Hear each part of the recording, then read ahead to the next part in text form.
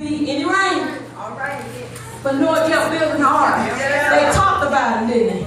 They called him names. See, he must be crazy talking about it's gonna rain. There's not a cloud in the sky. What is he talking about? It's gonna rain. And see, some of you God been telling you it's gonna rain.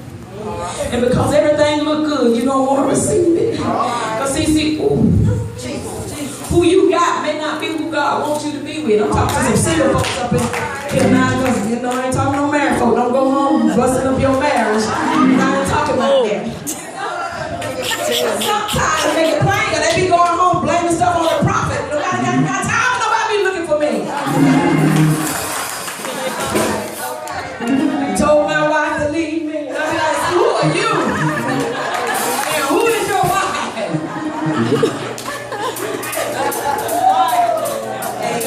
Gotta use wisdom. And I say that to say, because sometimes, y'all, we connect ourselves with people that contaminate us. That contaminate your life. That contaminate your way of living. We gotta learn to trust God and not people. I've learned that everything I got depended on God. Even if it came from a person, God had to touch the heart of that person in order for it to take place. So my faith is the substance of what I'm hoping for. The evidence is something that I have not seen. If we're inspiring to be great women of faith, then look, baby, you got to start worrying about what you see and start praising God for what you don't see. You may look at your checking account balance and it may be in double zero, but I begin to shout about what you don't see. And that God is going to send you.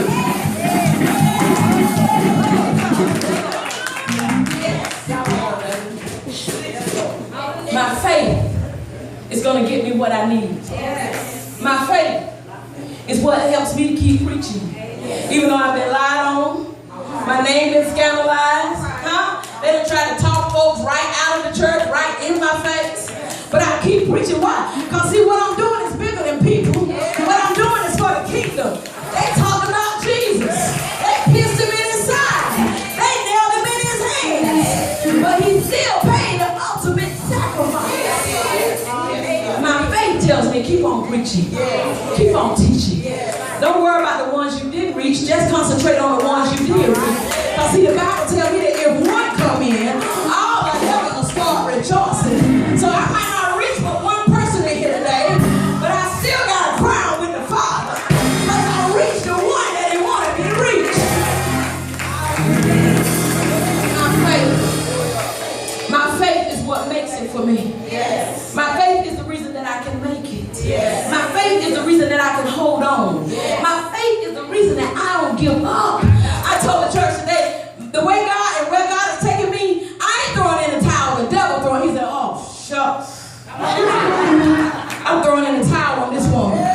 Because see, the more I oppress her, the more she giving praise. The more I try to put her in a dark place, the more she'll begin to give him praise. Why? Because God has already told me who I am. And now that I know who I am in him, ain't no devil in hell can stop me. I got my assignment. I know what I'm supposed to do. I know it's a life-changing assignment. I know I'm a demon slayer. I know what he called me to do. See, if you don't know what God called you to do, you can't walk in your assignment. That's just like getting a job and don't know what the requirements are. It's kind of hard to fill out an application. What you gonna be doing? I don't know. Huh? Because when they hire you based on your qualifications.